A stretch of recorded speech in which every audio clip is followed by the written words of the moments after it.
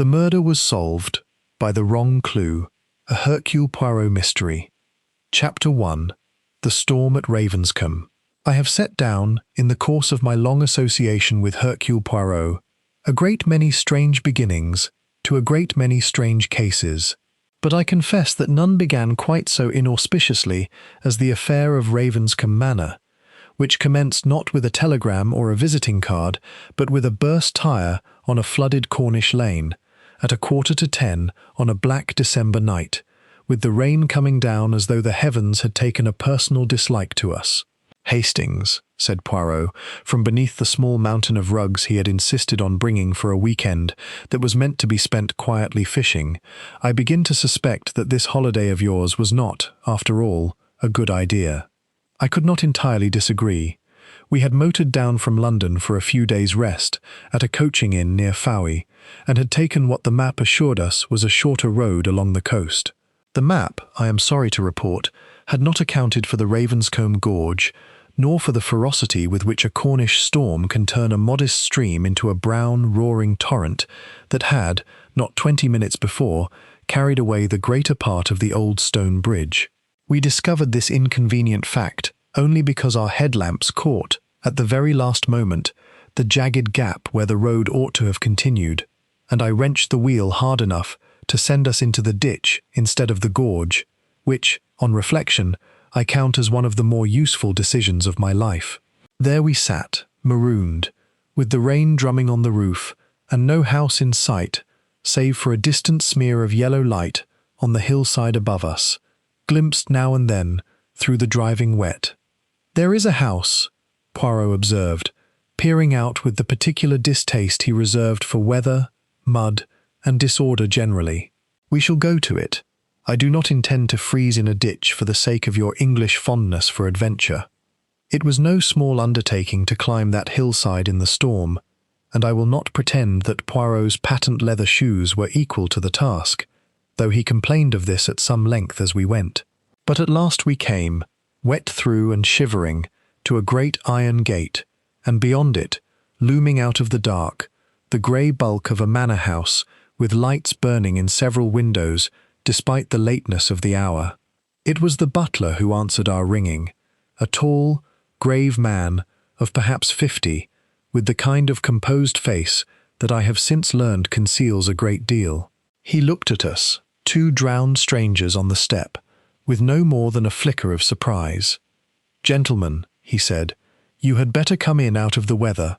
I am afraid you have chosen an unfortunate night to lose your way." His name, we learned, was Grim, and he had been 40 years in the service of Sir Edmund Vane, the owner of Ravenscombe. He showed us into a hall hung with dark portraits and lit by a fire that seemed, after our ordeal, the most beautiful thing I had ever seen, and went to inform his master that 2 gentlemen had been cast up by the storm and required shelter until the bridge could be mended.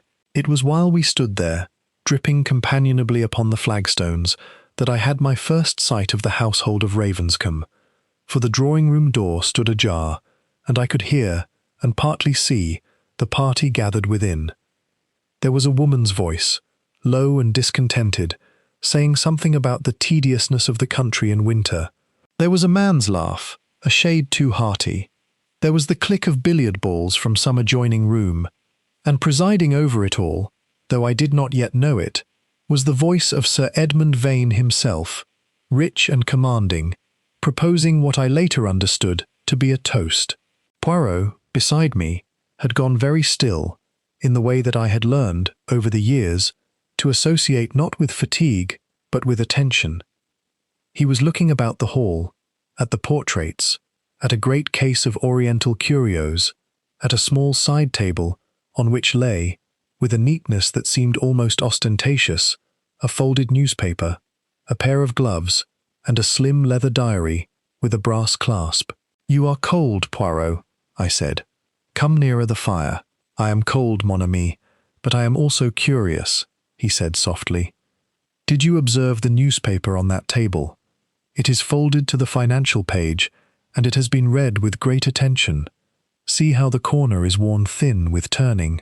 And yet there is also, beside it, a lady's embroidery, quite fresh, quite untouched. A house, Hastings, tells you a great deal about the people who live in it, if only you trouble to look. I confess I thought little of this at the time, beyond my usual admiration for Poirot's incorrigible habit of observing everything. I did not know that within 2 hours, that same hall, that same folded newspaper, and that same worn financial page would matter a very great deal indeed, nor that the storm which had stranded us was about to deliver Hercule Poirot, quite by accident, into the middle of a murder. Sir Edmund Vane came out to greet us himself, a big, florid man of about 70, with white hair and the restless, commanding manner of one who has spent a lifetime giving orders and having them obeyed. He was, I would learn, the founder and head of the Vane shipping line, a self-made man, immensely proud of it, and not overly troubled by whom he trod upon along the way. "Stranded, are you? Well, well, the bridge has been threatening to go for years. I told the county council as much. You'll stay the night, of course, both of you, and welcome. We've a full house already, but Ravenscombe has never yet turned away a guest, foul weather or fair." He laughed, a booming sound that filled the hall. Come in, and get yourselves dry. We're having rather a celebration, as it happens. My new will, if you can believe it, is cause enough for champagne in this family." He said it lightly, almost as a joke, but I noticed, as I am sure Poirot noticed a great deal more, that behind him, in the doorway, several faces had appeared at these words, and that not one of them was smiling. It was, I reflected afterward, a very curious thing to announce to 2 dripping strangers before he had even learned their names. But Sir Edmund Vane was not a man who measured his words, and it was, perhaps, the last carelessness of his life. Chapter 2. A Toast to the New Will. We were given dry clothes, a somewhat too large dinner jacket for myself, and for Poirot, who accepted the loan with visible reluctance. An outfit that offended, he confided to me privately, every principle of the tailor's art. Thus restored to a state of civilization, we were brought into the drawing-room and presented to the company, and it is here that I had better set down, as clearly as I can, the persons who made up the household of Ravenscombe Manor on that fatal night. There was Lady Constance Vane, Sir Edmund's second wife, a striking woman perhaps 30 years his junior, with dark hair, restless eyes, and the particular beauty of a woman who has learned to use it as a weapon. She greeted us with cool politeness and very little interest. There was Julian Vane, the nephew and, until that evening's announcement, the presumptive heir, a handsome young man in his late 20s, with an easy manner that did not quite conceal a certain watchfulness and, I thought, a certain strain about the eyes. There was Colonel Rupert Hale, Sir Edmund's business partner of many years, a heavy, weathered man with a soldier's bearing and a soldier's habit of command, who shook my hand with a grip that nearly undid the good work of the fire. There was the Reverend Aldous Pike, the local vicar, a thin, ascetic man with the look of one who has swallowed some private grievance so many times that it has become a permanent feature of his digestion. There was Dr. Marcus Reed, the family physician, and, it appeared, an old friend of Sir Edmund's from their school days, a plump, genial man whose geniality seemed, on closer inspection, a little practiced. And there was Miss Flora Bennet, Sir Edmund's private secretary, a quiet young woman of perhaps 26, plainly dressed, who sat a little apart from the rest, with a notebook upon her knee, and who said almost nothing throughout the whole of the introductions, though I noticed that her eyes moved constantly from face to face, missing, I should think, very little. Sir Edmund, expansive with wine and self-satisfaction, lost no time in returning to the subject of his will. "You'll forgive an old man his little dramas," he said, raising his glass, "but I've had Mr. Carstairs draw up the new papers, and he'll be down from London tomorrow to see them signed and witnessed properly. I don't mind telling you all now, since you'll know soon enough. There are to be some changes. Some people," and here his eye travelled, quite deliberately, to Colonel Hale, who had gone rather red about the neck, "have not been dealing with me as honestly as I had supposed. And when a man learns that, at my age, he does not sit quietly and say nothing about it. "Edmund," said Colonel Hale, in a voice that shook slightly with what might have been anger or might have been fear, "I think this is neither the time nor the place." "It is precisely the time and the place," said Sir Edmund, "since we are all family here, or as good as." He smiled, but it was not a pleasant smile. "Julian, my boy, don't look so anxious. You're not being cut out, not entirely, though I dare say you'll find the terms rather less generous than you had hoped." Julian Vane's jaw tightened, and beside him, Lady Constance's hand, I noticed, moved briefly to rest upon the back of his chair, a small gesture, quickly withdrawn, that I would not have remarked upon at all had I not later come to understand its significance. "And you, Aldous," Sir Edmund went on, turning now to the vicar, with the relish of a man thoroughly enjoying himself, "you needn't look so pious about it. I haven't forgotten our little disagreement, whatever face you put on for the parish." The Reverend Pike said nothing at all, but his knuckles, where they gripped the arm of his chair, had gone quite white. It was, altogether, one of the most uncomfortable dinners at which I have ever been a guest, and I was glad enough when it broke up and the company dispersed, some to the billiard-room, some to the drawing-room, Lady Constance to the conservatory, on the pretext of the night air, though the storm outside made this seem, to me, a curious choice. Poirot said little throughout the meal, but I observed him watching, with those bright, bird-like eyes of his, the small currents and undercurrents that moved about the table, the glance that passed between Julian and Constance, the tremor in Colonel Hale's hand as he lifted his glass, the way Miss Bennet's pencil paused, very briefly, over her notebook whenever Sir Edmund's voice grew loud. "A happy family, mon ami," he murmured to me, as we withdrew at last to the smoking-room that had been placed at our disposal. "United, it seems, chiefly by what each of them stands to lose." "You think one of them means him harm?" I asked, half in jest. Poirot considered this with his customary gravity. "I think, Hastings, that Sir Edmund Vane has spent this evening informing 5 people, in the plainest possible terms, that he is about to take something from each of them: money, position, reputation, revenge long deferred, and has done so with the satisfaction of a man who does not for one moment consider that any of them might object with more than words." He shook his head slowly. "It is not wise to humiliate so many people at once, and then to go alone to one's study for the night." I laughed at this, though a little uneasily, and told him he was allowing the storm and the strangeness of the evening to work upon his imagination. Poirot did not laugh. He only sat very still, his small hands folded, gazing into the fire, and said nothing more upon the subject that night. We did not know it then, but Sir Edmund Vane had, at that very hour, already gone to his study, and had already poured, from a bottle that stood always upon his desk, a glass of the tonic his doctor had prescribed for his heart, a glass that Miss Flora Bennet had filled, as she filled it every week, that very afternoon. He would not live to see the morning. Chapter 3. The Silence After Midnight. I woke, though I had not, in truth, been fully asleep, the storm being what it was, to the sound of a woman's cry, sharp and terrible, cutting through the noise of the rain like a blade. By the time I had thrown on a dressing gown and stumbled into the corridor, Poirot was already ahead of me, moving with that quick, neat precision that always surprised those who judged him only by his moustaches and his vanities. The cry had come from the direction of the study, a room at the end of the west corridor, and we arrived to find the door standing open, and Grim the butler within, his composed face for once entirely undone, kneeling beside the great leather chair behind the desk.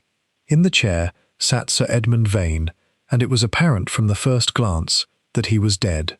His head had fallen back, his face was a curious mottled grey, and his hands, where they lay upon the arms of the chair, were clenched as though in the grip of some final, dreadful cramp. Miss Bennet stood in the doorway, one hand pressed to her mouth. It was she, evidently, who had cried out, having come to bring some papers for the morning's business, and found him thus. Behind her, drawn by the noise, the rest of the household began to gather. Lady Constance, white-faced, a wrap thrown hastily over her evening dress, Julian close behind her, the colonel in his shirt-sleeves, the vicar, curiously composed, and last of all, Dr. Reed, still fastening his own dressing gown, who pushed past the rest of us with the brisk authority of his profession and bent over the body. "Heart," he said, after a moment, straightening. "I have been telling him for a year that the excitement would be the death of him. Poor old Edmund. Well, it comes to us all."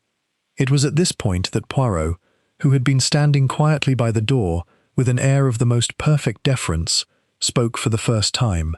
"You will forgive me, doctor," he said, "but I wonder if I might trouble you to look a little more closely before you write upon the certificate the word heart.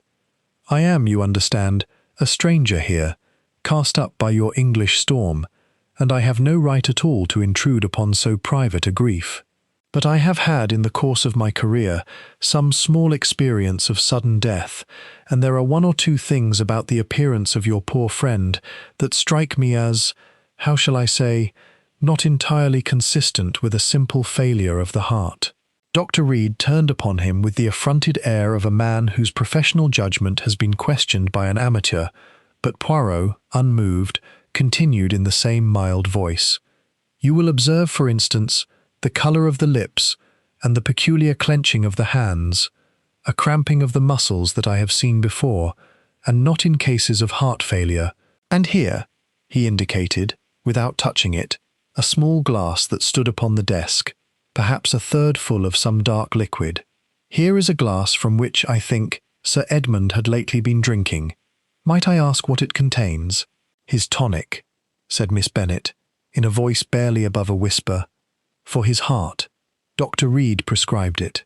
I fill the bottle myself, every week, from the dispensary in the village. And this evening, mademoiselle, did you fill it as usual? This afternoon?" "As I always do, on Thursdays." Poirot bent, without touching the glass, and sniffed at it delicately, his brows drawing together in the particular expression I had learned to associate with a scent that told him something he did not entirely like. "Doctor," he said, straightening, "I would ask you, most earnestly, not to move the body, and not to permit the removal of that glass, until the proper authorities have examined it. I do not say that a crime has been committed. I say only that I should be failing in my duty as an interested guest, shall we say, if I did not point out that all is not, perhaps, quite as simple as it appears." There was a silence in the room that I can only describe as electric. Lady Constance had gone, if possible, whiter still. The colonel's hand, I noticed, had closed hard upon the back of a chair. The vicar's lips moved silently, as though in prayer, though his eyes remained fixed upon Poirot with an expression I could not quite read. It was Julian Vane who spoke first, his voice unsteady. "Are you suggesting, good God, man, are you suggesting that someone in this house murdered him?" "I am suggesting nothing at all, monsieur," said Poirot gently, "except that a doctor's certificate is a serious document, and that it is always wiser to be sure. I understand that the bridge is down, and that no one can leave this house, nor can the police easily arrive until the waters subside. That being so, there is no great harm in a little caution now, and a great deal of harm that might come from too great a haste." Grim, still kneeling by his master's body, looked up, and for the first time that night I saw something other than composure in his grave, grey face. "Sir," he said quietly, to no one in particular, "there was a knocking, not 20 minutes before Miss Bennet found him. I heard it from the pantry passage, though I thought little of it at the time, being occupied with the silver. A knocking, and then a silence." "A knocking, Grim?" said Poirot sharply. "Upon what? The door? The window?" "I could not say, sir. The storm was very loud." Poirot's eyes moved slowly around the circle of faces gathered in that room, the frightened, the composed, the watchful, the grieving, if grief indeed was there at all, and I saw settle upon his own face the look I knew so well, the look of a man who has scented, in the confusion and the darkness and the driving rain, the first faint thread of a very serious matter indeed. "Then," he said softly, "I think, my friends, that none of us shall sleep again tonight." Chapter 4. Mud on the Terrace. Dr. Reed, somewhat chastened, agreed at last that the appearance of the body was unusual enough to warrant caution, and it was decided, Poirot's quiet authority proving, as it so often did, more persuasive than any argument, that the study should be locked and the key kept by Grimm until such time as the police could be summoned, the moment the flooded lane permitted.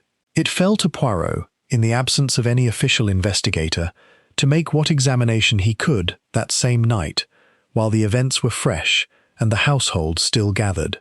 I have observed him at this work many times, but I confess I never tired of watching the transformation that came over him, the small, fussy, moustache-twirling little man giving way entirely to an instrument of the most exacting and patient observation.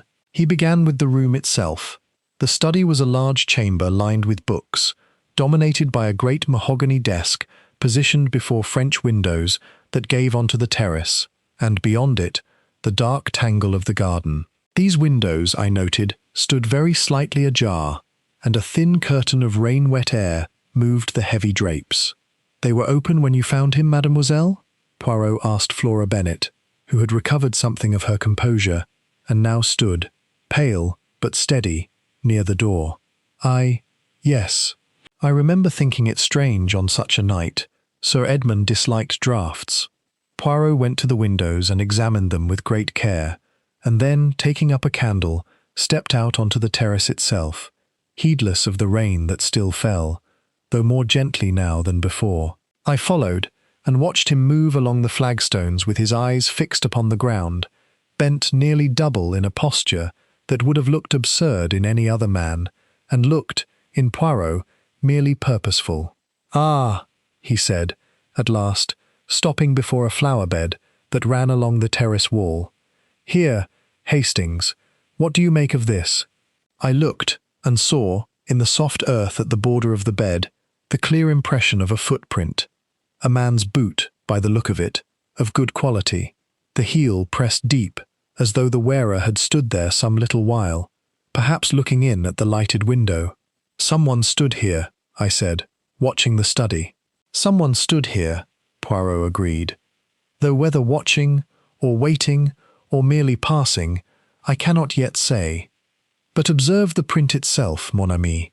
It is a boot of some refinement, is it not? Not the heavy boot of a labourer or a poacher, but the boot of a gentleman, dressed for the country. And observe, too," he held the candle low, "that it points toward the window, not away from it, and that there is only the one clear print, though the ground here is soft enough to have taken several, had the person stood and shifted his weight, as a man does who waits in the cold. What does that suggest to you?" "It suggests, perhaps, that our visitor did not stand here long, or that he was careful, after the first step, to plant his feet upon the flagstones instead of the earth. It is the print of a man, Hastings, who did not wish to leave a great many footprints, though he was not quite careful enough to leave none at all." He straightened, brushing the rain from his sleeve, with an expression of great distaste. "We will have this print protected from the weather, if Grimm can find us a box or a sheet of tin, until the police arrive to make their cast of it. It may mean everything, or it may mean nothing. A gardener, a guest taking the night air, a poacher after Sir Edmund's pheasants. But I do not like unexplained footprints outside the window of a room in which a man has just died." We returned to the house, and it was in the hall, that same hall in which we had first taken shelter, that Poirot made his second discovery of the night, and one which was to prove, in the end, both more important and more misleading than the footprint on the terrace. It lay upon the floor, half beneath the edge of a Persian rug near the study door, as though it had rolled or been kicked there in the confusion of the household's gathering. A small object of gold and enamel, which Poirot took up between finger and thumb and turned to the candlelight.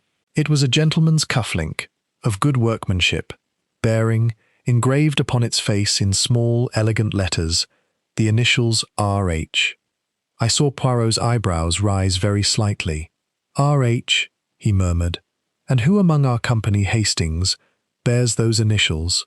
I did not need to answer, and neither, I think, did he expect me to, for we both knew already Colonel Rupert Hale, who at that very moment stood not 30 feet away in the drawing-room, drinking brandy with a hand that, I now recalled with an unpleasant jolt, had trembled rather markedly when he lifted his glass at dinner. "It is a very convenient clue, is it not?" said Poirot softly, closing his fingers over the little gold object.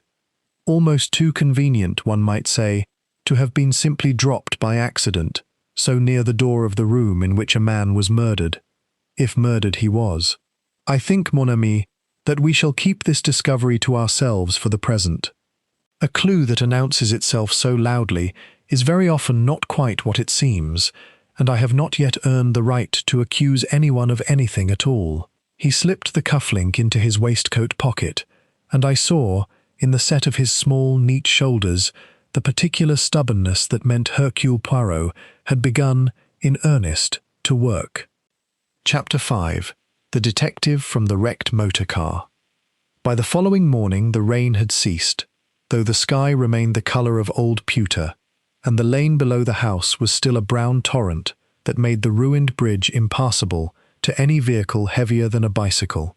It was not until nearly noon, when a local constable, a stolid young man named Trewick, summoned by a farm boy sent round by the longer road on foot, arrived, wet to the knee and thoroughly out of his depth, that the household of Ravenscombe learned it would be some hours yet before a proper inspector could be got from Bodmin.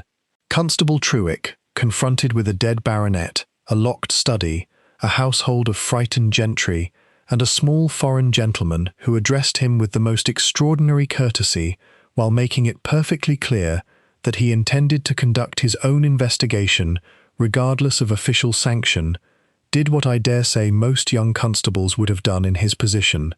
He telephoned his superiors, was told to preserve the scene and touch nothing, and then, finding himself entirely out of his depth, accepted with something like relief Poirot's quiet offer of assistance. "You understand, Monsieur Trewick," Poirot said, with the particular blend of flattery and authority that I had seen him employ upon 100 provincial policemen before this one, "that I make no claim upon your investigation.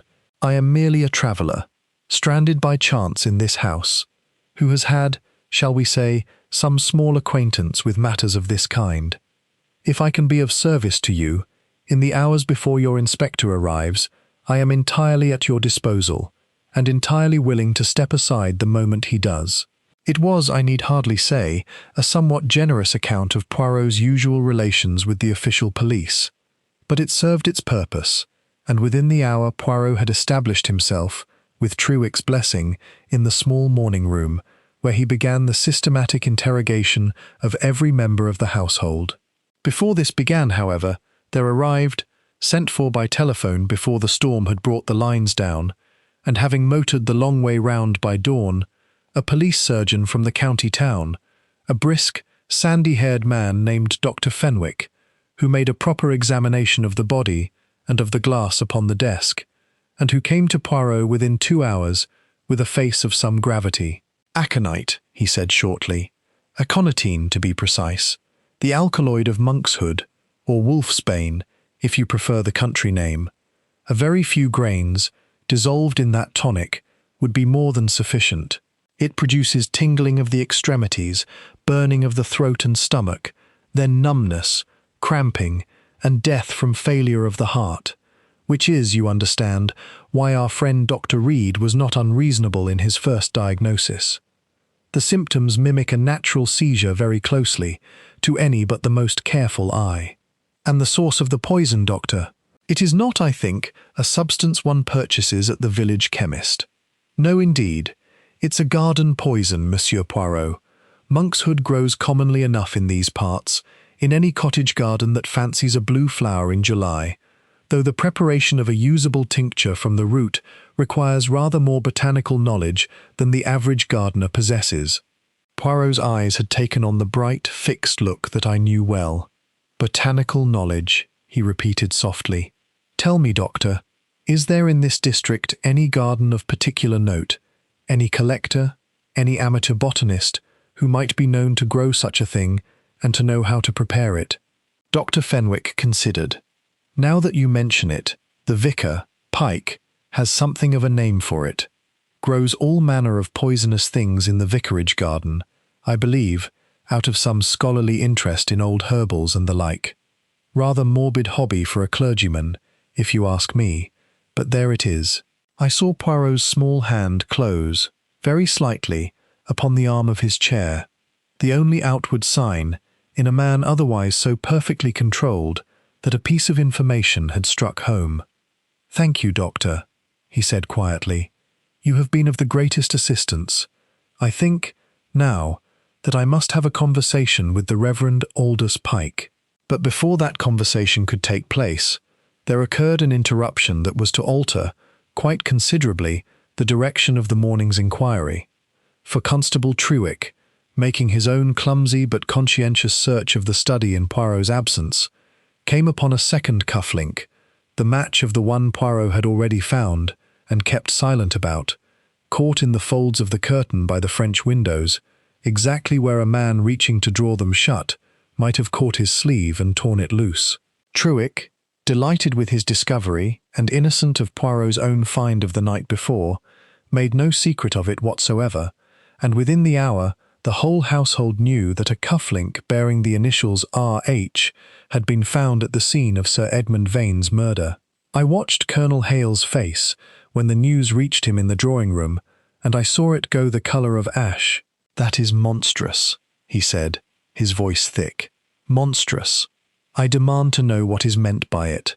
"It is meant, Colonel," said Poirot mildly from the doorway, "that you will have to explain, and explain very fully, why an object bearing your initials was found within a few feet of the chair in which Sir Edmund Vane died." Chapter 6. Questions among the portraits. Colonel Hale's explanation, when at last Poirot drew him aside into the privacy of the morning-room, was neither smooth nor entirely convincing, and I confess that as I sat in the corner with my notebook, for Poirot had asked me, as he so often did, to record the interviews, I found myself inclined to believe the worst of him. "I don't deny the cufflinks are mine," he said heavily, turning them over, for Poirot had at last produced the first, along with the second, Trewick had found, in his big, weathered hands. "I don't know how the devil they came to be in the study, unless I dropped them there myself, at some earlier time, and never noticed." "You had occasion to visit the study yesterday, before Sir Edmund retired for the night?"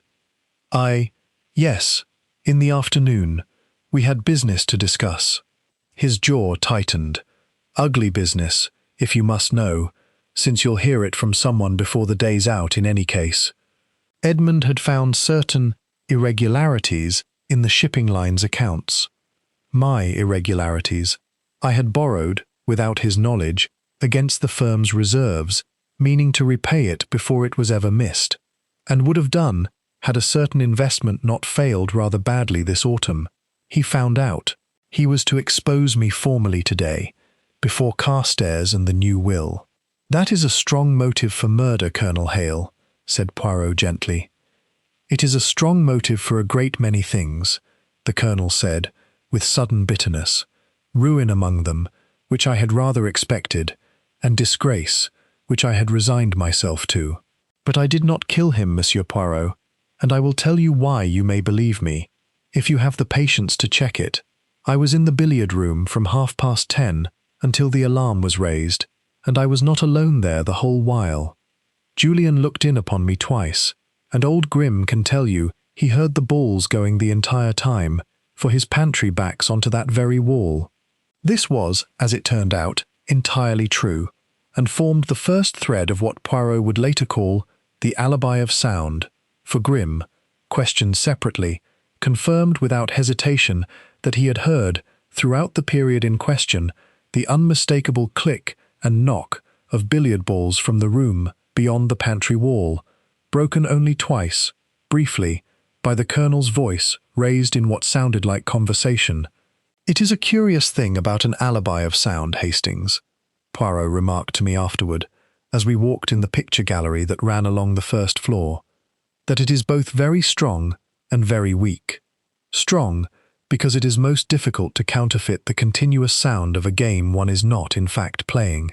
Weak, because a man may set such a sound in motion, a gramophone, a mechanical device, an accomplice, and absent himself for a period, trusting that no one will look closely enough to notice the difference between a game truly played and a game merely simulated. You don't believe Hale's story, then? I believe, at present, everything and nothing, mon ami. That is the only safe position for a detective in the early hours of a case. But I will tell you what troubles me about our good colonel and his cufflinks." He stopped before a portrait of a stern-faced gentleman in the dress of an earlier century, some vain ancestor, I supposed, frowning down upon us with painted disapproval. "It troubles me that a man clever enough to embezzle from his own partner for several years without detection should be careless enough to lose not one cufflink, but two, at the scene of a murder he is supposed to have committed with some care.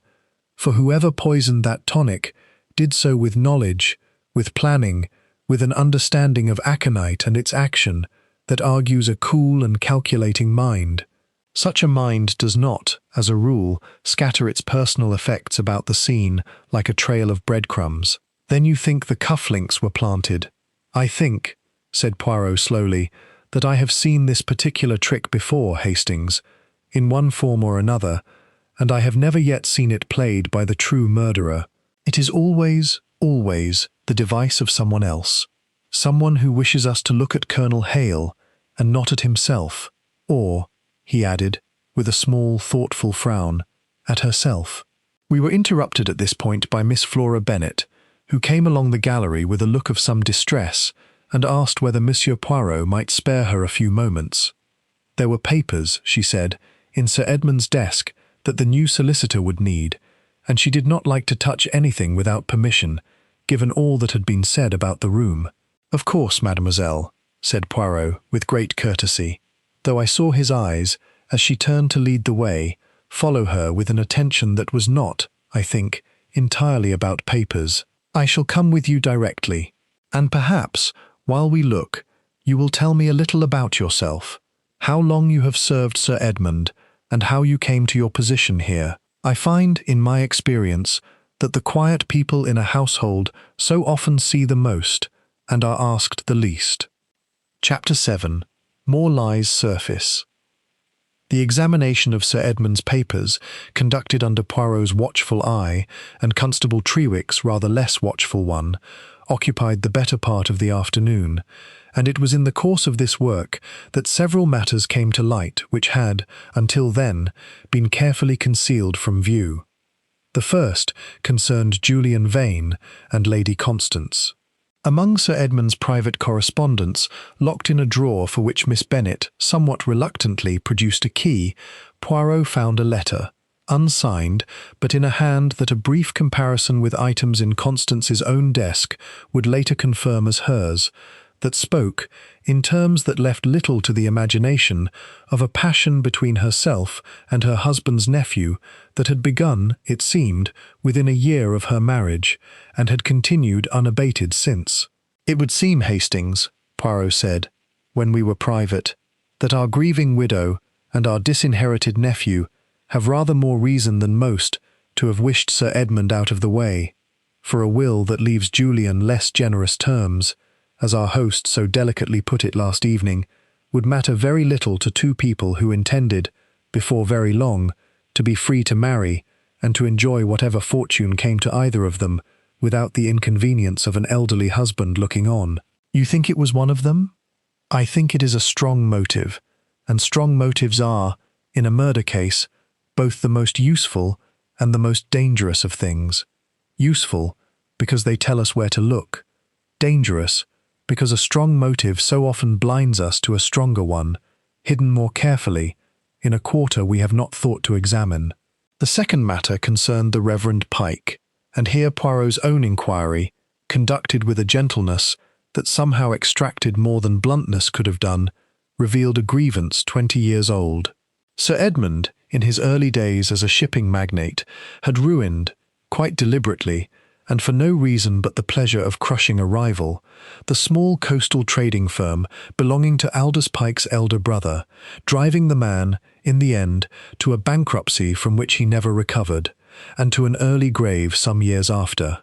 "I have prayed for the strength to forgive him," Pike said, in the small, bare study that served him at the vicarage, to which Poirot and I had walked in the thin afternoon light, the storm having at last blown itself out. "I will not pretend to you, Monsieur Poirot, that I always found that strength. There were nights, God forgive me, when I hated Edmund Vane as much as I have ever hated any man on this earth. But I did not kill him. I quarrelled with him yesterday. Yes, you will have heard that from someone, I have no doubt, for he never troubled to lower his voice. But I quarrelled with him about the church roof fund, which he had promised and then, in his usual fashion, withdrawn. Not about my brother, whom he had, I think, entirely forgotten. You grow monkshood in your garden, Reverend." Pike's thin face grew, if possible, thinner still. "I grow a great many things in my garden, Monsieur Poirot, as an old man's harmless amusement, herbs of the sort our ancestors used, and misused, in their medicine. Monkshood among them, yes. I will not deny it, since I imagine you would find it out in any case. But I have never in my life prepared a poison from it, nor would I know how, beyond what I have read in books 300 years old and more." "And yet," Poirot said softly, as we walked back toward the manor in the fading light, "someone in that house knew a great deal more than what may be read in books 300 years old. Someone knew that aconite, dissolved in a bitter tonic, already unpleasant to the taste, would pass unnoticed by a man in the habit of swallowing it without complaint. Someone knew, too, that the symptoms would closely mimic the very heart failure that Sir Edmund's own doctor had long expected, and would very likely have signed away, in his certificate, without a second thought, had I not been fortunate enough, or unfortunate enough, to be under that roof on the night it happened." "You think Dr. Reed is involved?" "I think, mon ami, that Dr. Reed is the one person in this house whose profession made the choice of poison, and the choice of method, entirely natural to him, and that is precisely why I do not, for the moment, suspect him above all others. It is too easy, too convenient, that the doctor should be guilty of a poisoning. Life and murder are very rarely so obliging as to hand us our solution wrapped in so neat a parcel." We had reached the gates of Ravenscombe, and above us, through a break in the clouds, a single star had appeared.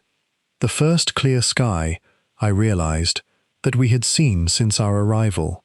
"Tomorrow," said Poirot, "the waters will have fallen enough for the inspector to reach us, and I shall have, I think, very little more time in which to work quietly, before this becomes, in the proper sense, an official matter, taken out of my hands entirely. I do not object to this, you understand. It is not my case, and I have no right to it. But I confess, Hastings, that I should very much like to have found the truth before that happens. There is something in this house, some small, overlooked thing, that I have not yet seen clearly enough, and until I see it, I do not think I can trust any of the things that seem, at present, so very obvious." Chapter 8. The Emotional Turning Point. It was that evening, as the household gathered once more, subdued now, and watchful of one another in a way that had not been apparent even on the night of the murder itself, that the first real crack appeared in the wall of composure that each of them had, until then, maintained. It came from an unexpected quarter. Lady Constance, who had held herself throughout the day with a brittle, almost theatrical calm, broke down entirely when Poirot, with what I can only call surgical gentleness, asked her to account for her movements between 10:30 and midnight on the night of the murder. "I was in the conservatory," she said, "for perhaps the third time, taking the air. In a storm, madame. Forgive me, but I find that a very curious choice of recreation. I don't have to explain my movements to you." Her voice had risen, sharp and unsteady. You have no authority here. You're not even a policeman. You're some stranded traveller who has taken it upon himself to interrogate an entire household as though we were criminals." "I have no authority at all, madame," Poirot agreed mildly. "I have only my little grey cells, and the very great desire to see justice done for a man who, whatever his faults, and I gather they were considerable, did not deserve to die alone in his chair with poison burning in his veins. I ask you again, were you alone in the conservatory?" There was a silence, into which Julian Vane, who had gone very pale, said quietly, "Tell him, Constance. For God's sake, it can't matter now. He's dead, and lying about it will only make things worse for both of us." She turned on him with something like fury, and then, quite suddenly, the fury collapsed, and she put her face in her hands and wept. Not, I thought, from grief for her husband, but from the sheer exhaustion of a lie too long maintained. "We were together," she said, at last, in a muffled voice, "in the conservatory, from about 11 until we heard Flora scream. We have loved each other, Julian and I, for above a year now. I did not kill Edmund. I did not need to kill him. I needed only to wait, for he was 70 years old and not well, and I had thought, God forgive me, that I would not have to wait very much longer in any case. But I did not help him to his end. Neither of us did. It was, I thought, watching Poirot's face, an account that carried the ring of truth. And yet it was also, as Poirot pointed out to me later, an alibi that each of the two lovers could supply only for the other, which is to say, no alibi that an impartial mind could wholly trust. "They may be telling the truth," he said, "or they may have conspired together, either in the act itself or in its concealment after the fact. I do not yet know, but I will tell you, Hastings, what interests me a great deal more than Lady Constance's tears, and it is this." He drew from his pocket a small notebook. Not his own, but one he had, with Miss Bennet's earlier permission, borrowed from among Sir Edmund's papers, the appointment diary in which the dead man had recorded, in his own hand, the business of his days. "Look here," he said, indicating an entry some 3 weeks old. "F.B. Matter of the annuity, to be settled before Carstairs comes." And here, a fortnight later, F.B. again. Must decide. Cannot go on paying and saying nothing. And here, only 4 days before he died, told F. the truth at last. She took it very quietly. Too quietly, perhaps. "F.B., I said slowly. "Flora Bennet." "Flora Bennet," Poirot agreed, "who has sat in the corner of every interview I have conducted in this house, saying almost nothing, missing, I think, almost nothing either, and who fills, every Thursday, with her own hands, the bottle from which Sir Edmund Vane drank the poison that killed him." Chapter 9. A Ledger of Debts. It was not, however, to Flora Bennet that Poirot turned next, but to the household accounts, for he had asked Grimm, with that particular mixture of courtesy and unanswerable authority that servants seemed always to find impossible to refuse, to produce the ledgers in which the domestic and personal expenditures of Ravenscombe Manor were recorded, going back some 5 years.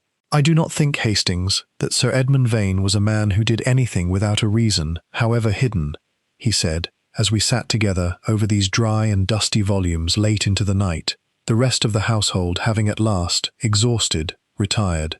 "And I do not think a man like that pays an annuity, for that is what the entries show, mon ami, a quarterly payment of some considerable sum, made not to a tradesman or a charity, but to a private account in the name of a Mrs. Alice Bennet, of Truro, without a reason that goes a good deal deeper than simple kindness. Flora's mother, I think it very probable.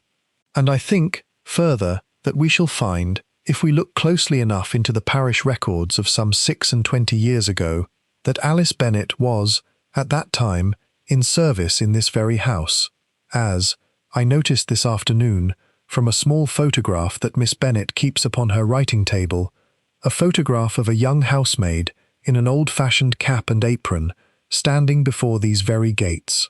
I confess I saw, all at once, the shape of what Poirot was suggesting, and it struck me with some force.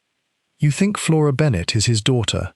I think it is a very reasonable explanation for an annuity paid quietly, for 26 years, to a woman in Truro, and for the presence, in this house, of that woman's daughter, but employed as private secretary under circumstances that a stranger might find curious. For why should a man of Sir Edmund's wealth and position employ, in so intimate a capacity, a young woman with no particular family connection to recommend her, unless he had some private reason of his own for wishing to keep her near him, and yet not to acknowledge her openly? But if that's true, if she's his daughter, surely that argues she had every reason to want him alive, not dead. An annuity is a poor inheritance, compared to what a daughter, once acknowledged, might expect. Ah, said Poirot, but you have put your finger, Hastings, upon precisely the point that troubles me most, and which I think we must now ask Miss Bennet to explain to us herself. For here, he tapped the diary entry once more, he had told her the truth at last, only 4 days before he died. What truth, mon ami? That she was his daughter, which I think she had perhaps long suspected, or even known, or something else, something that a man might write of as the truth, with a heavier and more final meaning. We did not have long to wait for our answer, for it was the very next morning, the waters having fallen enough, at last, for Inspector Blackwood of the County Constabulary to make his way, with some difficulty, to Ravenscombe, thereby formally taking the investigation out of Poirot's unofficial hands, though not, as it happened, before Poirot had extracted from Flora Bennet, in a final private interview, conducted with a gentleness I had rarely seen him employ, the truth that the diary had only hinted at. She did not weep, as Lady Constance had wept. She sat very straight in her chair, her hands folded in her lap, and told her story in a voice that grew steadier, rather than less steady, as she went on, as though the telling of it were, after so many years of silence, a relief rather than a burden. Yes, she said, I am his daughter. My mother told me the truth when I was 18, though I think I had guessed it long before. Why else should he take such an interest in my education, pay for my schooling, and then, when I was old enough, offer me a position in his own house, when I had no reference and no connection to recommend me for it? I came here 5 years ago, Monsieur Poirot, telling myself that I asked for nothing but to be near him, to know him, even if I could not claim him, and for a long while that was enough. And 4 days before he died, mademoiselle, what was the truth that he told you then? Her hands, in her lap, tightened, very slightly, upon one another. He told me, she said, that he had decided, in the new will, to leave me nothing at all, not even the annuity my mother has had these many years, which was to stop upon her death, or mine, whichever came first. He said that a man in his position could not have it known, at this late date, that he had an illegitimate daughter in his own household, and that the kindest thing, for both of us, was to end the connection cleanly, a sum of money now, to set me up elsewhere, and then no more contact between us, ever again. He said I was to think of it as a kindness. He said a great many things that afternoon that he no doubt believed to be kindnesses. That must have made you very angry, mademoiselle. It made me, said Flora Bennet, and for the first time her steady voice trembled, feel exactly as I had always secretly feared I would feel, if he ever spoke the truth aloud, instead of only implying it with his silences. It made me feel like something to be tidied away, like an account to be settled and closed. She looked up, and met Poirot's eyes directly. But I did not kill him for it, Monsieur Poirot. I had 25 years of practice at swallowing what my father gave me, and being grateful for the crumbs. I do not think I should have known, even then, how to stop. Chapter 10. The Colonel's Alibi Unravels. Inspector Blackwood, when he arrived, proved to be a solid, methodical man of middle years, disinclined by temperament to welcome the interference of amateurs, and it was only Constable Truick's evident relief at having Poirot's assistance, together with the discovery, which Blackwood could not well ignore, that the little Belgian had already assembled the greater part of the evidence in the case, that persuaded him to permit Poirot to remain in an advisory capacity while the official investigation proceeded. It was Blackwood, methodical to a fault, who insisted upon testing once more, and with greater rigour, the alibi of Colonel Hale, and it was this renewed examination that produced the first real crack in what had, until then, seemed the sturdiest of the household's accounts of themselves. For it emerged, upon close questioning of the servants, that the gramophone in the billiard-room, an instrument which Sir Edmund had installed some years before for the amusement of his guests, and which was capable of playing recorded music, though not, of course, the sound of billiard balls, had gone unaccountably missing from its usual place in the corner of that room, and had been found, the following morning, tucked away behind a curtain in the adjoining gun-room, its mechanism still faintly warm.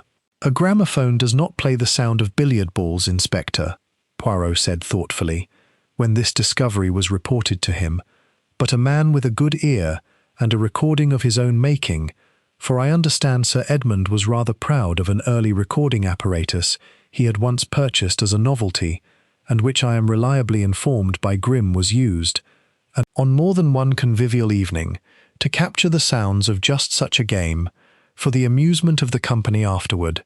Such a man might contrive, with a little ingenuity, to produce a very convincing counterfeit of himself, playing alone, for a period of 20 minutes, or perhaps half an hour, while he was in fact elsewhere." Confronted with this, Colonel Hale's composure, already badly strained, broke down entirely. "All right," he said, his big frame seeming to collapse in upon itself as he sat. "All right, damn you. I'll tell you the truth, since you seem determined to have it whether I will or no. I did leave the billiard-room. For perhaps 20 minutes, no more, I went to the study." "To what purpose, Colonel?" "To beg him," said Hale, and his voice cracked upon the word. "To beg him not to expose me, not publicly, not before Carstairs and the lawyers and God knows who else. I have a wife, Monsieur Poirot, and children, and a regiment's worth of old comrades who think me an honest man. I could have borne ruin. I do not think I could have borne the shame of it, laid out for the world to see, by a man I had called my friend for 30 years. And did he grant your request?" He laughed at me.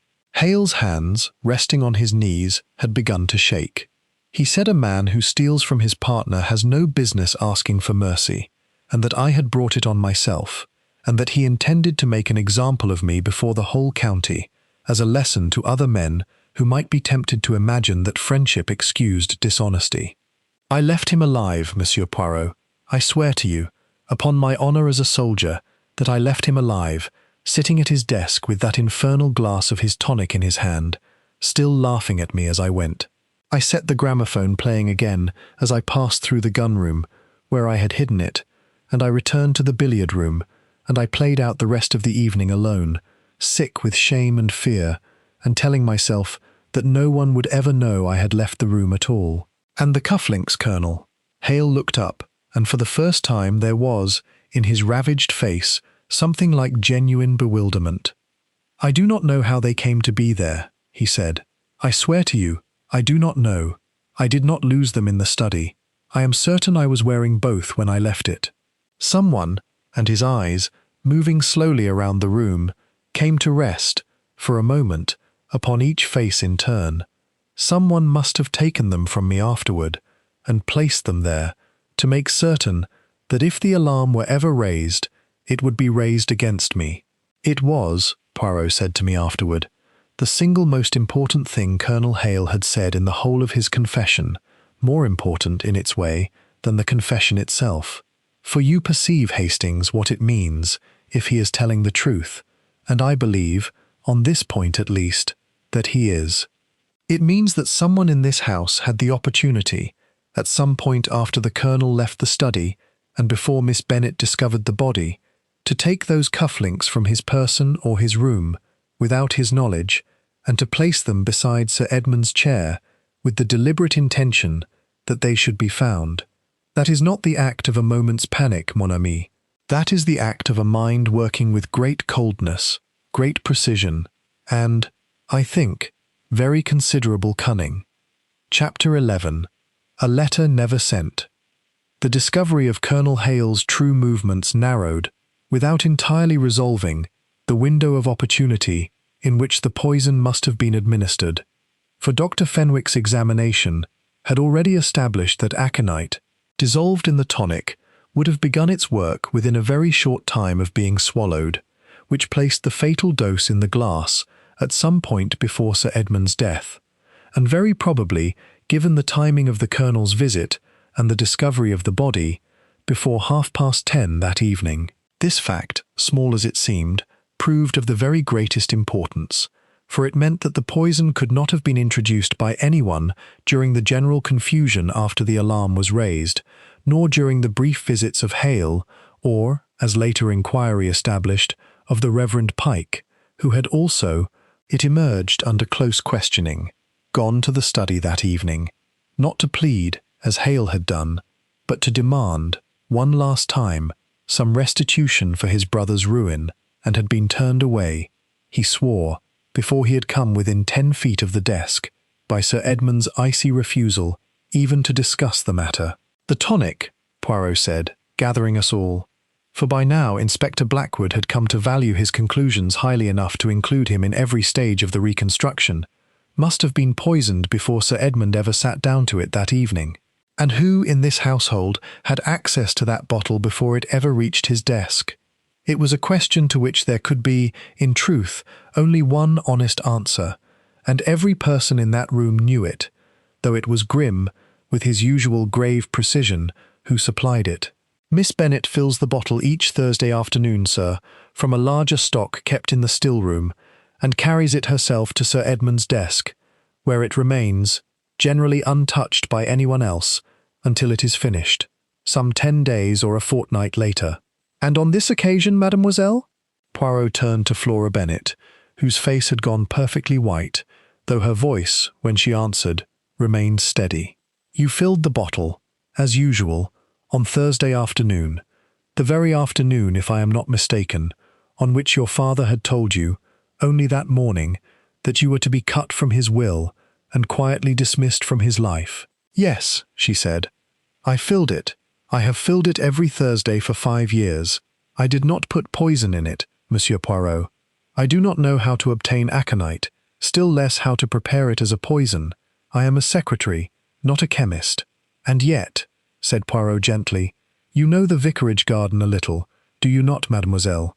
For I have learned, in the course of my inquiries, that your mother, before she came to service at Ravenscombe, spent some years as a girl in the household of the Reverend Pike's predecessor, and that you yourself, as a child, were sometimes taken to visit an old woman who had once been your mother's friend, and who lived, until her death some 3 years past, in a cottage adjoining the vicarage grounds, a cottage with a garden that shared, I am told, a low wall with the vicarage's own beds of monkshood." I saw Flora Bennet's composure crack, at last, not into tears, but into something harder and more frightened. "How could you possibly know that?" "Because, mademoiselle," I asked, said Poirot simply, "it is very often the way with murder, that the truth lies not in some great dramatic secret, but in a small, half-forgotten connection from childhood. A garden visited, a plant admired, a piece of half-understood knowledge tucked away and never thought of again until the day it is needed." He drew from his pocket, then, a letter, one which Miss Bennet had begun, it seemed, some days before her father's death, and had never finished nor sent, found by Poirot that very morning, tucked into the back pages of her own private diary, which she had, in her distress, left unlocked upon her writing-table. "Dear Mother," he read aloud, his voice very quiet in the silent room. "He has told me at last what I think I always knew, and yet hearing it spoken has undone something in me that I do not think can be mended. I keep remembering old Mrs. Truewellard's garden and the blue flowers she warned me never to touch, and I find I cannot stop thinking of them, though I am ashamed to write even that much, even to you. It ends there, mademoiselle. You did not finish it, but I think you had already begun, in your own heart, to think thoughts that frightened you badly enough that you could not bring yourself to write them to the end. Flora Bennet said nothing at all. She had begun, very quietly, to cry. Not the dramatic weeping of Lady Constance, but a slow, exhausted stream of tears that seemed to come from somewhere very deep and very old. "I thought about it," she said, at last, in a whisper. "God forgive me, I thought about it. But thinking is not doing, Monsieur Poirot. I did not do it. I could not. Whatever else I am not a murderess." Chapter 12. The Physician's Confession. It was at this point, with suspicion hanging so heavily over Flora Bennet, that even Inspector Blackwood seemed half inclined to arrest her upon the strength of motive and opportunity alone, that Poirot did something which surprised every person in that room, myself included. He turned, quite deliberately, away from the weeping secretary, and fixed his attention instead upon Dr. Marcus Reed, who had sat throughout the whole of this long recitation with an increasingly fixed and unhappy expression upon his plump, genial face. "Doctor," Poirot said, "I think the time has come for you to tell us what it is that you have been concealing since the very first night." Dr. Reed started as though struck. "I don't know what you mean." "I think you know very well what I mean.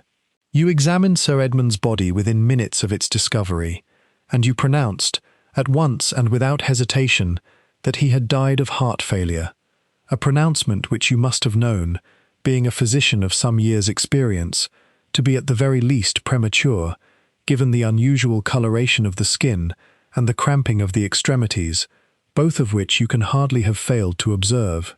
Why, doctor, were you in such haste to close the question, when a more careful examination, the very examination that I myself was obliged to press for, might have been expected, from a conscientious physician, as a matter of course?" There was a long silence, and I watched the colour drain, slowly and completely, from Dr. Reed's round face. "Because," he said at last, "I was afraid of what a careful examination might show. Not because I had poisoned him, Monsieur Poirot, I swear that before God, but because I have been, for some years now, less than entirely honest in my dealings with Sir Edmund, and I did not wish that dishonesty examined any more closely than it had to be." "Explain yourself, doctor." Reed's hands, in his lap, were shaking now. "Sir Edmund's heart condition," he said, "was a good deal less serious than I had led him to believe. I had inflated it, shall we say, in my reports to him, over a period of some years, and had prescribed treatments, and continued to bill for consultations, rather more frequent and rather more expensive than his true condition warranted. It began as a small thing, a single exaggerated report, at a time when I was badly in need of money, and my old friend's generosity seemed a kinder source than a bank loan. It became, over the years, a habit I did not know how to break, without confessing a fraud that would have ended my practice and very possibly my liberty. When he died, in a manner that mimicked so exactly the heart failure I had spent years assuring him he must guard against, my first thought, my only thought, God help me, was that any close examination of his medical history would very quickly expose the whole sorry business, and I moved to close the question before that could happen. It was contemptible of me, but it was not murder. "You had, then, a strong motive of your own to wish Sir Edmund silent," said Poirot, "for I understand he had grown, of late, somewhat impatient with the persistence of a heart condition that seemed never to improve despite years of treatment, and had spoken, to more than one member of this household, of seeking a second opinion from a specialist in London." "Yes," Reed admitted miserably. "Yes, he had said as much to me directly, not a fortnight ago. A second opinion would have ended everything for me. But I did not kill him, Monsieur Poirot.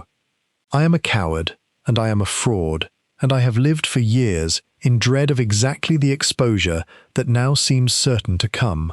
But I have never in my life administered so much as an aspirin without genuine medical justification, and I do not know the first thing about the preparation of aconite from monkshood root, beyond what any doctor learns in his training as a matter of general toxicology." Poirot regarded him for a long moment with an expression I found difficult to read. "I believe you, doctor," he said at last. on this point, if on no other. Your fraud is a shabby and a shameful thing, and you will answer for it in whatever way the law requires. But I do not think you killed Sir Edmund Vane, and I will tell you why. Because the person who administered this poison did so with a knowledge of aconite's action and a knowledge of Sir Edmund's tonic, and a certainty of unsupervised access to that tonic before it ever reached his desk, that you, Doctor, quite simply did not possess. You saw him only in his sick room, at intervals, as any doctor sees a patient. You did not fill his bottles. You did not know, until Dr. Fenwick told you so this very week, what poison had in fact been used. He rose, then, and moved to stand before the fire, his small figure very still against the flickering light, and I knew, from long experience, that Hercule Poirot had at last begun to see, in the tangle of lies and half-truths and old grievances that made up the household of Ravenscombe, the single clear thread that would lead him to the truth. "I think," he said quietly, "that it is time, at last, to speak of the wrong clue. The clue that was meant to solve this murder, and very nearly did, and which has led every one of us, myself included, very badly astray."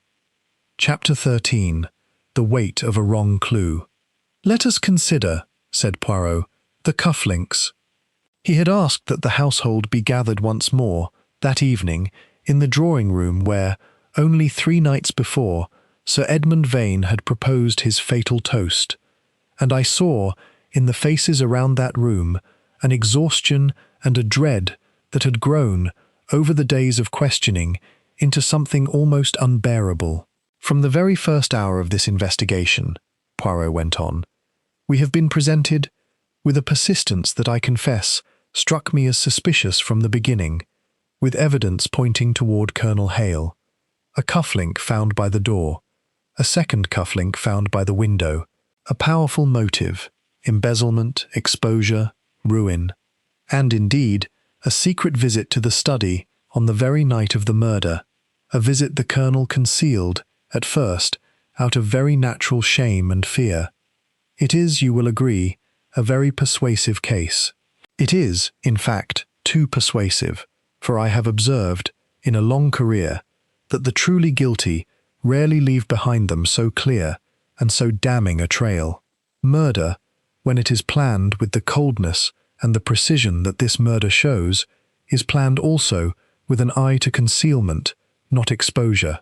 A man clever enough to poison a tonic bottle so that its bitter taste would mask the presence of aconite, clever enough to choose a poison whose symptoms would be mistaken by a family physician predisposed to expect a weak heart for natural death, such a person does not then scatter personal effects about the scene like a careless schoolboy.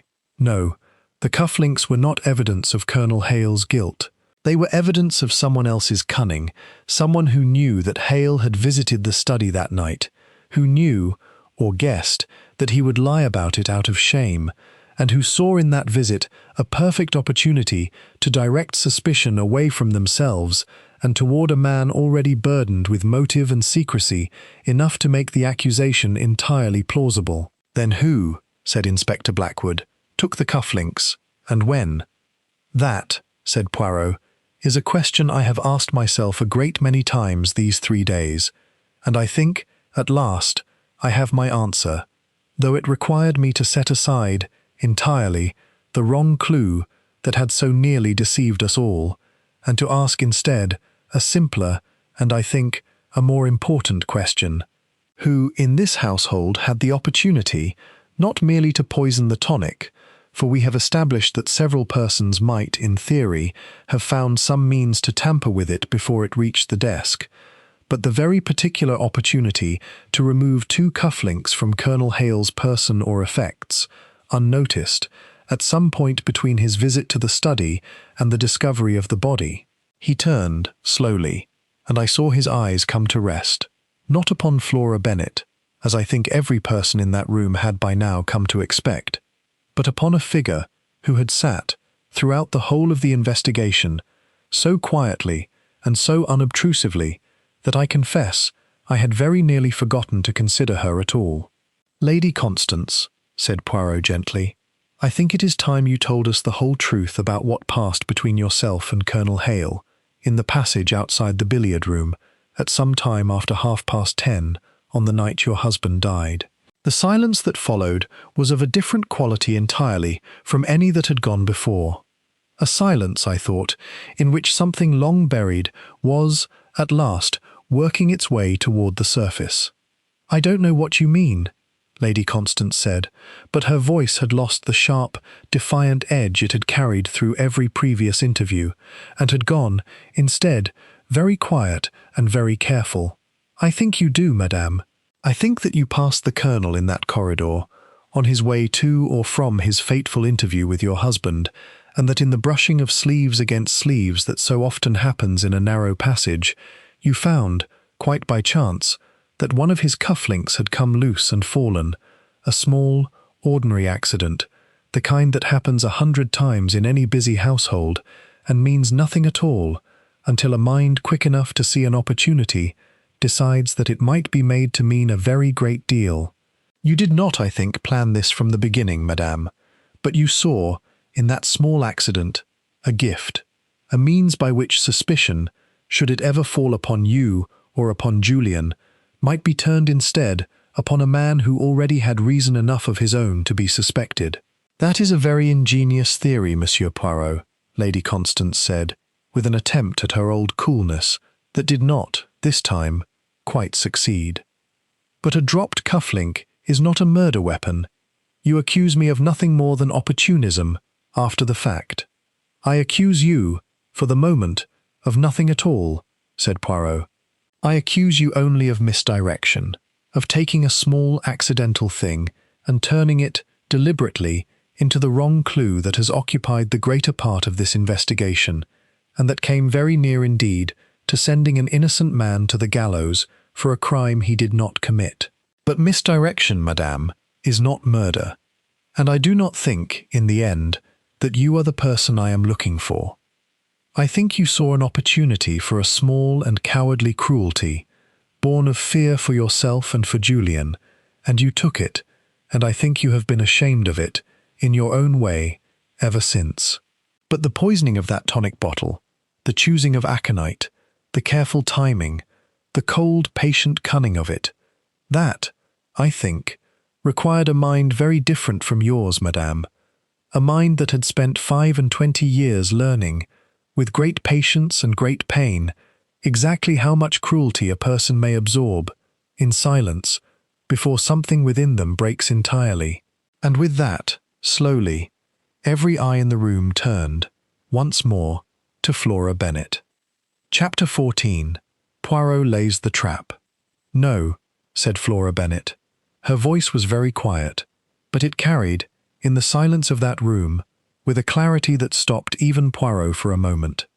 "No, Monsieur Poirot, I think you are about to make a very great mistake, and I would rather you did not make it in front of all these people, who have already thought the worst of me for 3 days, without a shred of proof beyond the accident of my birth and the misfortune of my employment." "Then help me, mademoiselle," said Poirot, and I noticed that his voice too had gentled, "to be sure that I am not making that mistake. Tell me again, and tell me truly, this time, holding nothing back, exactly what happened on Thursday afternoon, when you filled your father's tonic bottle." She was silent for a long moment, and I saw her hands twist together in her lap, in the old, familiar gesture of a woman deciding, at last, whether to speak or to remain forever silent. "I filled it as I always do," she said finally, "from the large bottle in the still room. I carried it to his desk myself and set it in its usual place, at perhaps 4 o'clock. I did not leave it unattended between the still room and the desk. I carried it directly, as I always do, for it is only a 2-minute walk, and I met no one upon the way." "And after you set it upon the desk, mademoiselle, did you remain in the study?" "For a little while. I had letters to finish.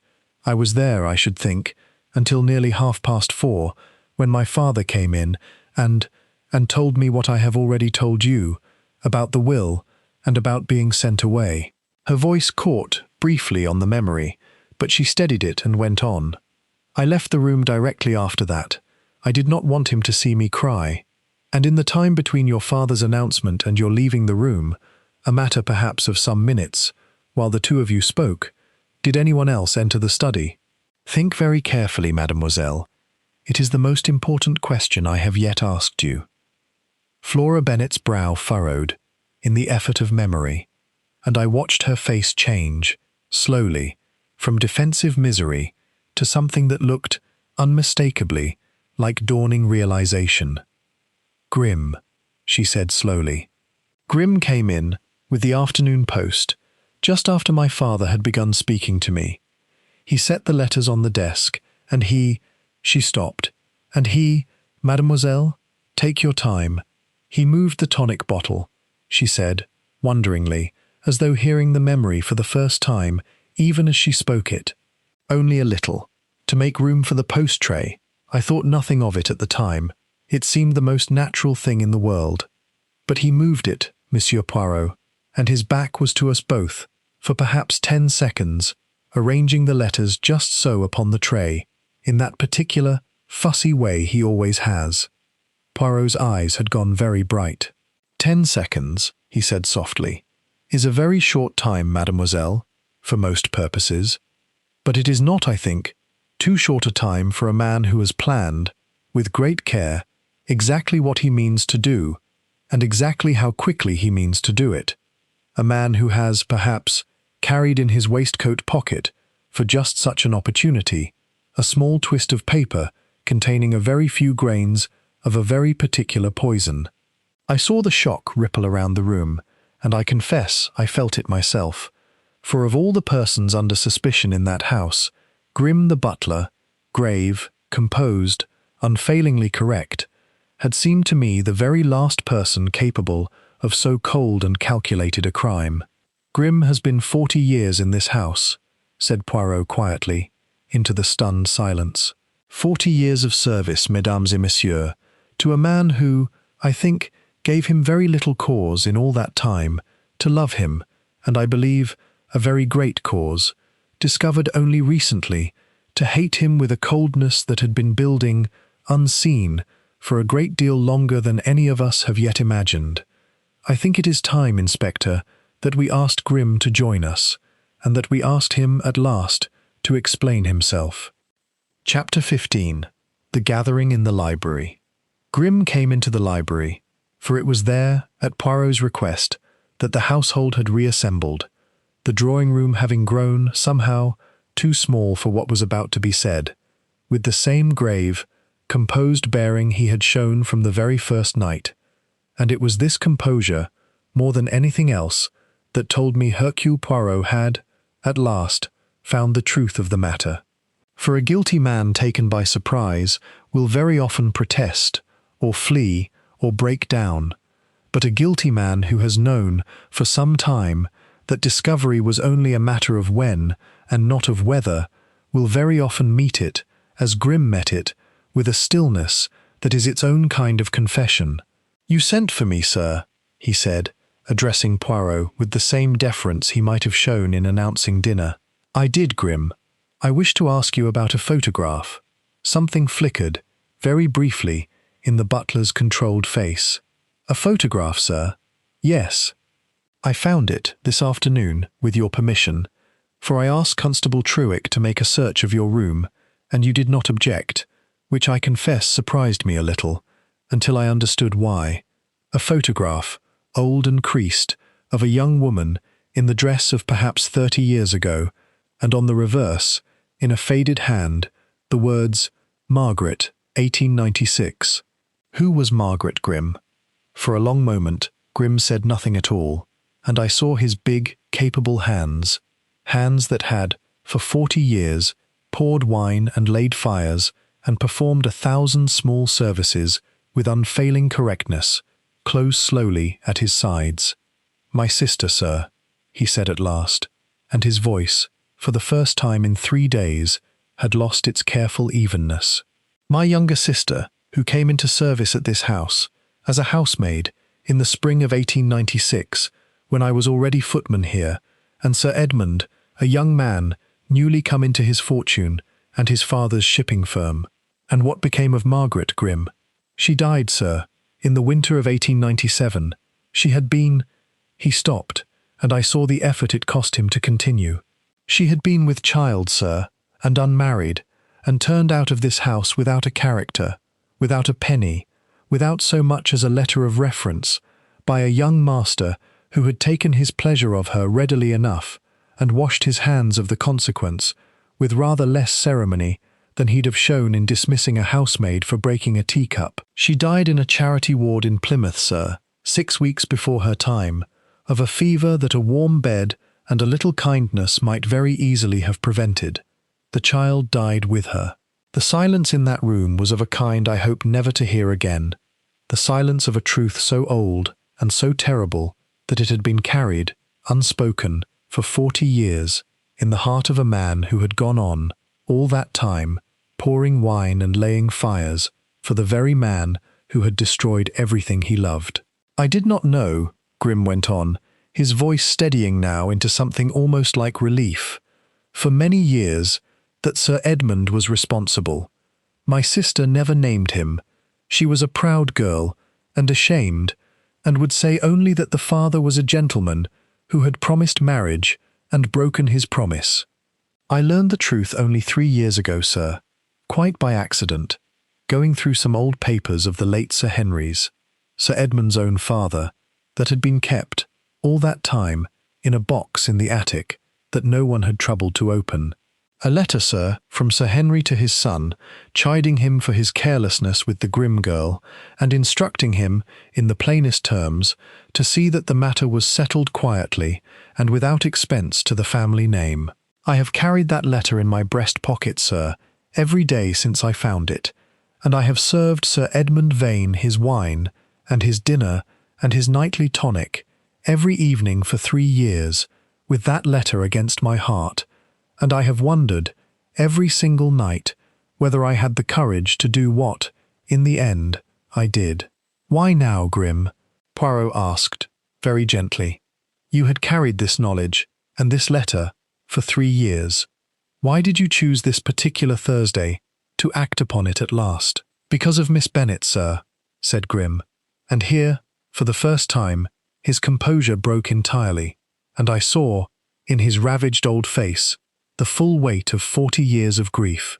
"I have watched that young woman for 5 years, not knowing, until quite recently, exactly what I was watching, but seeing, all the same, a girl treated with just enough kindness to keep her hoping, and just enough coldness to keep her in her place, precisely as my Margaret was treated, all those years before.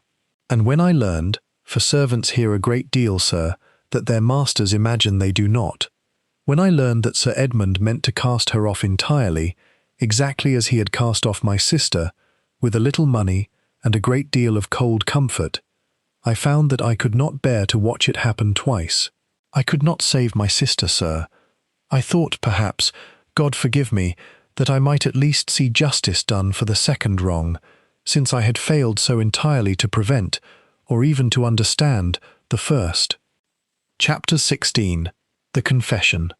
I had thought about it for a long time, Grimm went on, once he had mastered himself enough to continue, and Inspector Blackwood, with a glance at Poirot, had cautioned him formally, though the old butler seemed scarcely to hear the words, so intent was he, upon reaching, at last, the end of a confession 3 years in the making. "I am not a chemist, sir, but I am a countryman born, and I know the old ways well enough. My grandmother kept bees and herbs both, in the village where I was raised, and taught me, as a boy, more of the properties of growing things than perhaps she ought. I knew that monkshood prepared with care could kill a man quietly, and I knew too, from long years of carrying Sir Edmund's tonic to his desk, that its bitterness would mask almost any addition, however unpleasant. I obtained what I needed from the vicarage garden, sir, on a pretext of gathering herbs for the kitchen. The Reverend Pike has always been generous in that way, and thought nothing of an old servant asking for cuttings. I prepared what was needed over some weeks, a little at a time, in my own room, late at night, and I carried it, ready, in a twist of paper in my waistcoat pocket, for above a fortnight, waiting for an opportunity that I could not be certain would ever come, for I did not wish to act clumsily, nor to be seen, nor to bring suspicion upon anyone but myself, if suspicion there must be. On Thursday, sir, the opportunity came at last, exactly as Miss Bennet has described it. I brought in the post, I set down the tray, and in the moment of arranging the letters, a task I have performed 1,000 times, and could perform, sir, with my eyes closed, so well do I know the desk and its ordering. I emptied the twist of paper into the tonic bottle, and closed it again, and no one, I think, saw anything at all, beyond an old servant doing what an old servant has always done. "And the cufflinks, Grim?" Poirot asked quietly, for I do not think Lady Constance's small cruelty accounts for the whole of that particular deception. A ghost of something that might, in another man, have been a smile touched Grim's grave old face. "I confess I took advantage of what Lady Constance had already set in motion, sir, when I learned of it. For servants hear a very great deal, as I have said, and Lady Constance's own maid is not so discreet as she believes. I had heard, before the alarm was even raised, that a cufflink of the Colonel's had been found, and quietly pocketed by her ladyship, meaning, I supposed, to use it if the need ever arose. I took the liberty, sir, of finding the second cufflink myself.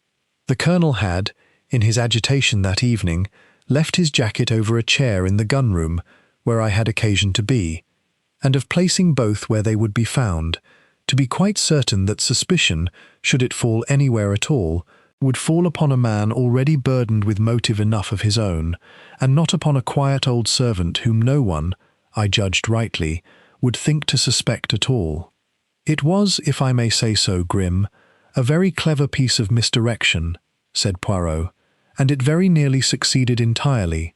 Had I not chanced, by the accident of a burst tire and a broken bridge, to be under this roof on the very night of the murder, I think it entirely possible that Colonel Hale would today be facing a magistrate, and that you would have gone on, undiscovered, pouring wine and laying fires for whatever years remain to you, with your sister's death avenged, and no one the wiser. I have not thought of it, sir, as avenging her death, said Grim quietly.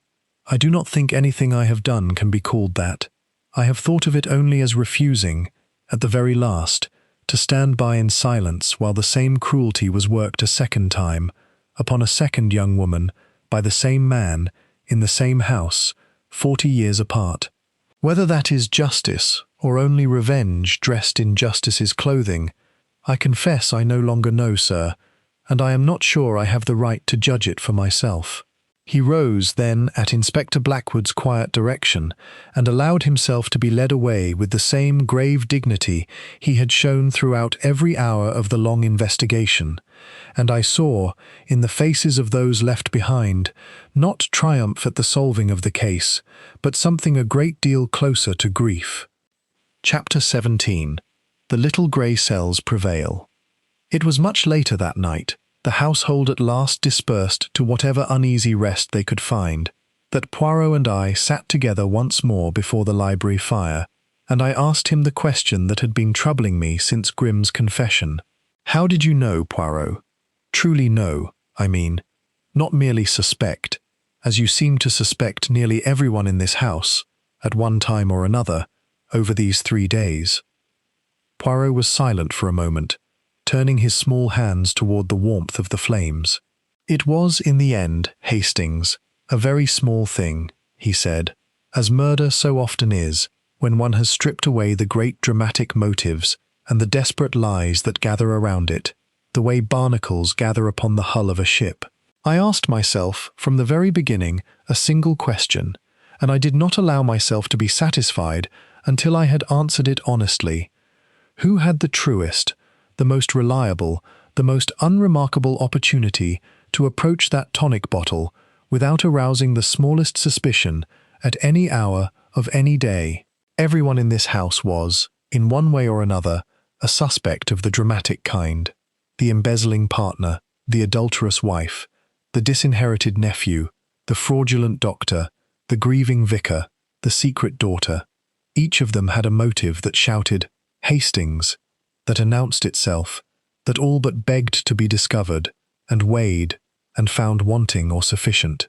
But Grim, quiet, correct, unfailingly present Grimm, who had served in that house for 40 years, who moved through every room and touched every object with the invisible authority of the perfect servant, whom no one thought to watch, because everyone had long since stopped truly seeing him at all. Grimm alone had the opportunity that required no explanation, no excuse, no elaborate alibi. He could stand beside that desk for 10 seconds, in the most natural task in the world, and no one, not Sir Edmund, not Miss Bennet, not I myself, until I forced myself to ask the question properly, would think to remark upon it at all. That is the great danger, mon ami, of what I have called the wrong clue, and I mean by this not only the cufflinks, though they were the most literal example of it, but the whole shape of our attention in a case such as this.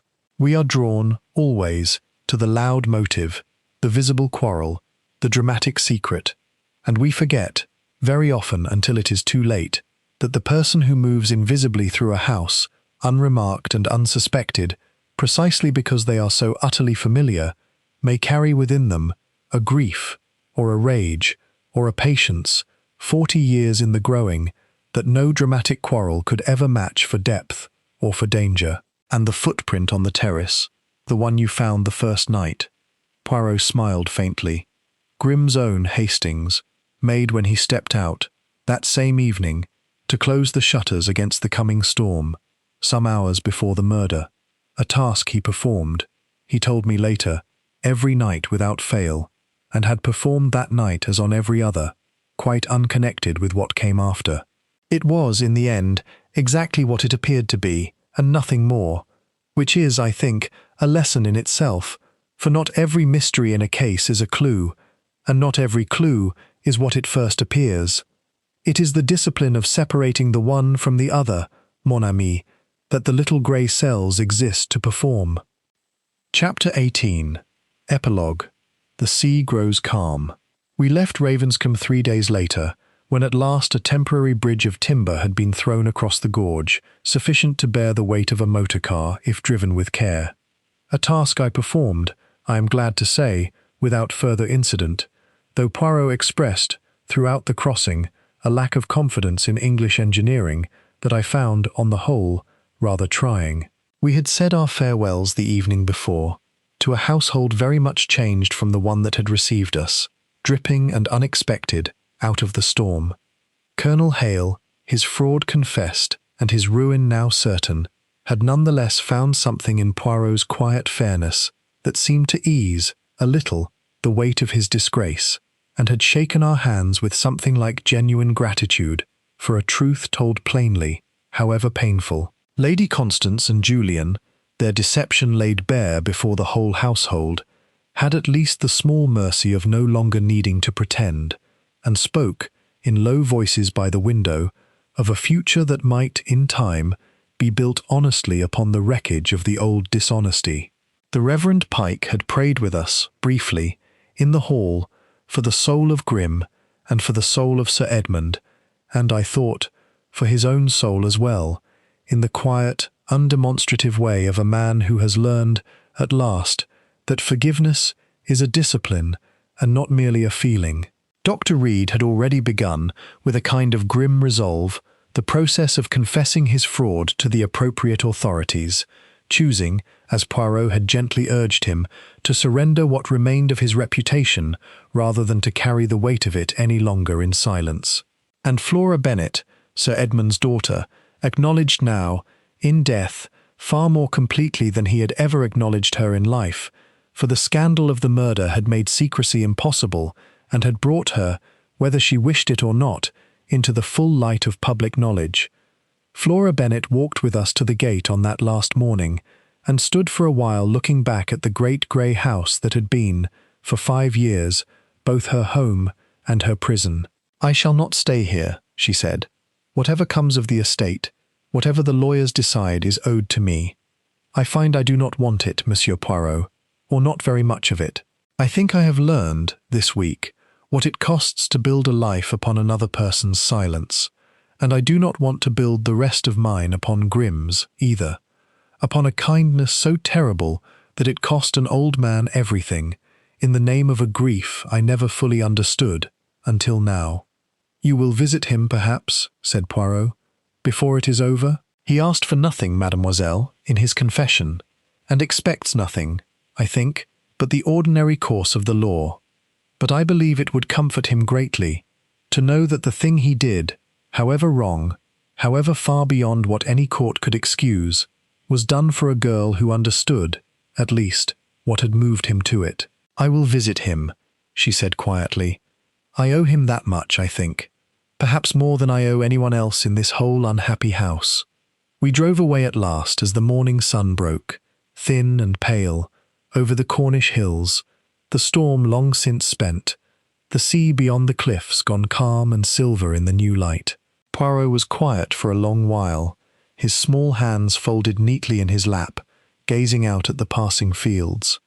"It is a curious thing about murder, Hastings," he said at last, "that we so often go looking for a monster, and find, instead, only a human heart pushed, by years of small and unremarked cruelties, past the point that any heart should be asked to bear. I do not excuse what Grimm has done. A life was owed to justice, and he took it upon himself to be judge and executioner both, which no man, however wronged, has the right to be. But I confess, mon ami, that I have solved a great many murders in my time, and closed the book on a great many killers with a clean and settled satisfaction. I do not think I shall close this one quite so cleanly. There is a difference, I think, between a mystery solved and a wrong made right, and this case, for all that the little grey cells have done their work, has given me rather more of the first than the second." He fell silent again, and I did not press him further, for I had learned, over our long years together, that Hercule Poirot's silences, after a case was done, were very often more eloquent than anything he might have troubled to say aloud. Behind us, Ravenscombe Manor grew small upon its hillside, grey and silent above the mended bridge, keeping, as such houses always do, its long and patient store of secrets, though this one, at least, had at last been made to yield its truth, however costly, however sad, into the light of a calm Cornish morning. The end.